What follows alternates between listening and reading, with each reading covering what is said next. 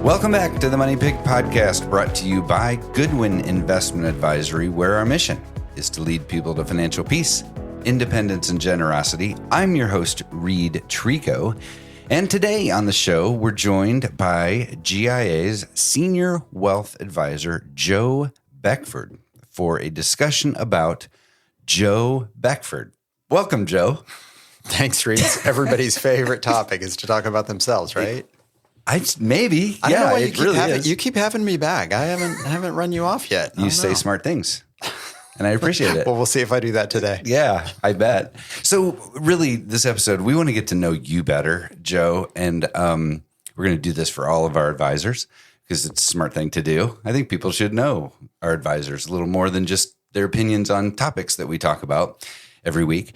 So, yeah, Joe, you've been with GIA a while. Tell us how you got to GIA and how long ago it was. Well, I didn't just land out of a plane, right? So, oddly enough, I started with GIA in 2008 as a client. Oh, wow. Okay. Same with us. You know, Tim's really good at hiring clients, right? That seems to be we've noticed popular MO around here. Yeah.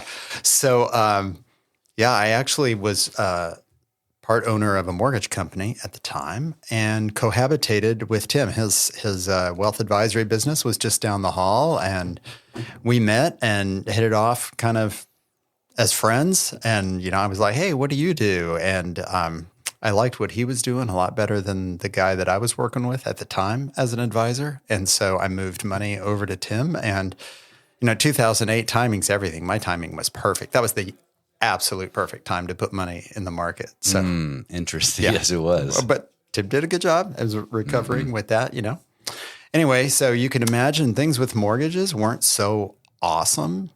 And I was doing that still for a while. And one day, Tim's firm is growing. And he said, hey, I could use an advisor. You ask good questions. What do you think about coming and working with me? So I resisted a little bit, but, eventually I drank the Kool-Aid and wow. What did they say on Star Trek? In the Borg, you will be assimilated. Resistance is futile. So I pushed him off long enough, and I decided to join up. So I joined up in 2012. Yep. Okay. Oh, so it was a little while after you became a client. Yep. All right. Well, very nice. Very nice. And you were in the mortgage business prior to that. What did you do before that? So, little known fact, I worked for Delta Airlines for almost 20 years. All right. Before that. Mm-hmm. That was like my little part-time gig in college that morphed into a career and ultimately brought me to Atlanta from Houston. What did you do for them in college? Reservations. Did you really? Yes, I was answering reservations calls. We had college friends. We were in Indiana. We had college friends who went to Hilton Head and worked at the Hilton Head airport, like literally on the tarmac with the cones and stuff like that, because it's a little bitty airport. I was just, that's a tiny airport. Oh, yeah. That must have been a fun job. And it doesn't get like crazy cold in Hilton Head. That'd be a good job. Yeah, summer job. You wouldn't want to do that in Minot, North Dakota or anything, but yeah. No. O'Hare. No. All right. Nice. So Delta, reservations, and then what else did you do for them? Gosh, what didn't I do? Did reservations, marketing, sales, moved to Atlanta into revenue management. So basically we worked on figuring out the inventories, how many seats are going to be available for sale at each price and how much are they going to cost and when are we going to have a sale, when are we not, lots of statistical. One thing you didn't do was fly airplanes. I did not fly airplanes. Flew on airplanes. I flew on airplanes. Actually, you flew in airplanes to be specific. It's cold out there. Exactly. People used to say, do you fly? I'm like, only for fun. Right. Well, good. So you met Tim. Why? Maybe it's different now. Maybe your story is different now. But when you look back, why did you become a financial advisor? You're right. That's a good point. It is different now. At the time, let me back up a little. When I left Delta, I felt like I was looking for something that was kind of missing. Like I really didn't feel like I was contributing and helping. I was having a good time, flying around the world, pretty good job, pretty good company. But was I really making a difference? And I could tell myself, oh yeah, if I didn't do what I did, people wouldn't be able to fly and they need to get around. But ultimately that wasn't enough of an impact, right? So then I went into the mortgage business. I was like, I'm helping people get houses that wouldn't get houses otherwise. And this is great and everything. You do that for a while. And then I realized I'm getting people into the biggest debt of their lives. And that's like real. Most people, when they're figuring their budget, what's the biggest line item is that mortgage payment. Mm-hmm. And you got to pay your mortgage payment. You got to have a place to live, right? So you build your life around that. Joining up with Tim, it was like, how do we help people not only maybe pay off their mortgage early or get out of a not great mortgage, but how about people moving their financial lives further faster? How about building wealth so that they can do things like help brothers, sisters, kids, send kids to college, have a retirement one day, that kind of thing? And I just thought, yeah, getting people into the biggest debt of their life is not nearly as fun as helping people build wealth. Yeah, and pass on a legacy. Yeah. So I was like, this is a way better gig. Nice. Yeah. But at each stage of our lives, we find, hopefully, purpose in what we're doing at that time. Otherwise, we're lacking purpose, and then there's a big hole. Exactly. Right? So, and then you're miserable in your job. Right. And, right. Unfortunately, I meet with clients who are miserable in their jobs. That's a terrible place to be. Yeah. Yeah. That is. It's one of the things to try to get them out of as quickly as possible. Yeah. Oh, that's amazing. So I feel like each of our advisors here at GIA kind of has a sweet spot or a unique skill they bring to client relationships. What's yours? I would have to say, I feel like, I don't know, one of my gifts, if you will, is to meet people where they are. It is very rare and uncharacteristic to have run into a human being who hasn't made a dumb money decision. Yeah. Right? Or multiple. And people come to us at all stages of life, right? We have people, some of our clients are asking their kids to come in. So like, hey, help my kids don't make the same decisions I did. So I'm talking to 20-year-olds all the way up to people who come to us and they're already retired and they're already done and they've already made a lot of mistakes. And like, hey, how can we make this money last the rest of our lives? Or how can we effectively build that legacy that you're talking about? So I just try to meet people where they are. It's kind of a no judgment, no shame zone because I haven't made perfect decisions with my money over my lifetime either.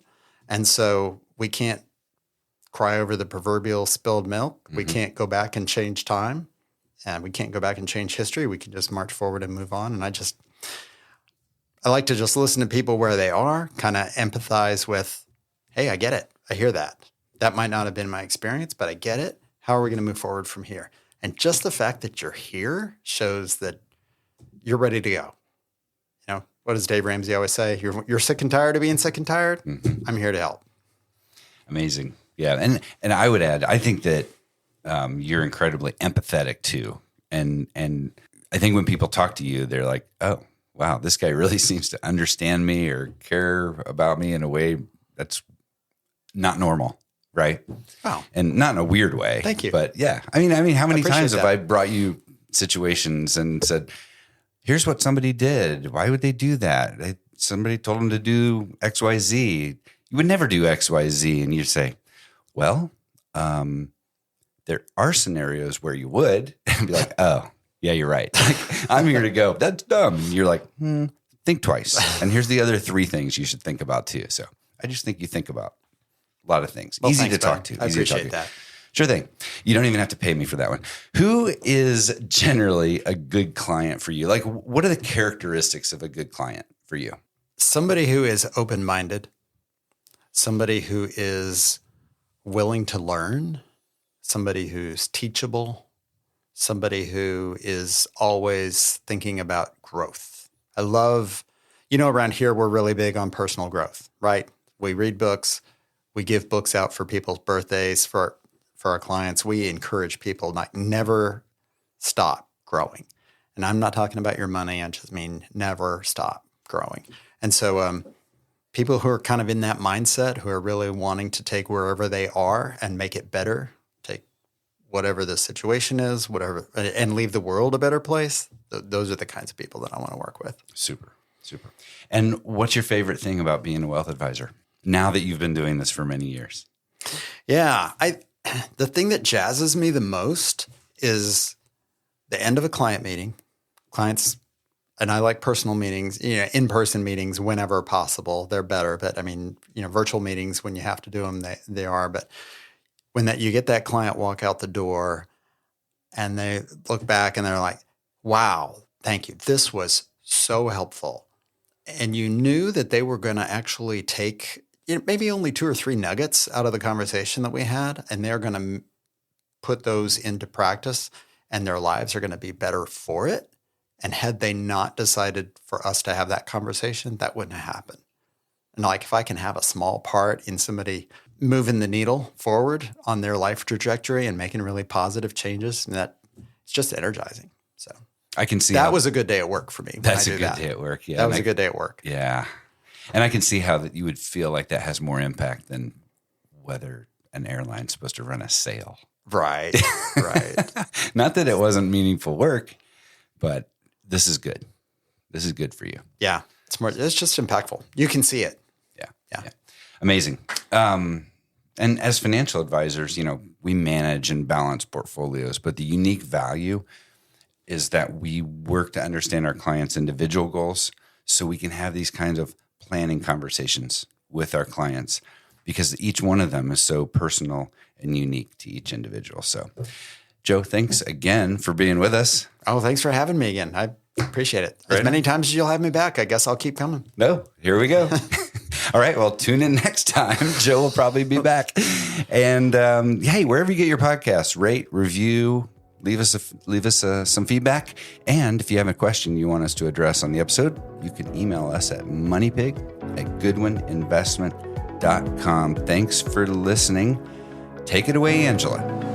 The Money Pig podcast is hosted by Reid, a financial advisor at Goodwin Investment Advisory. This podcast is intended to share information and perspectives, but should not be interpreted as legal, financial, or tax advice. The opinions shared by participants are not necessarily endorsed by the company. Goodwin Investment Advisory is regulated by the SEC, and the company operates in compliance with applicable securities laws and regulations.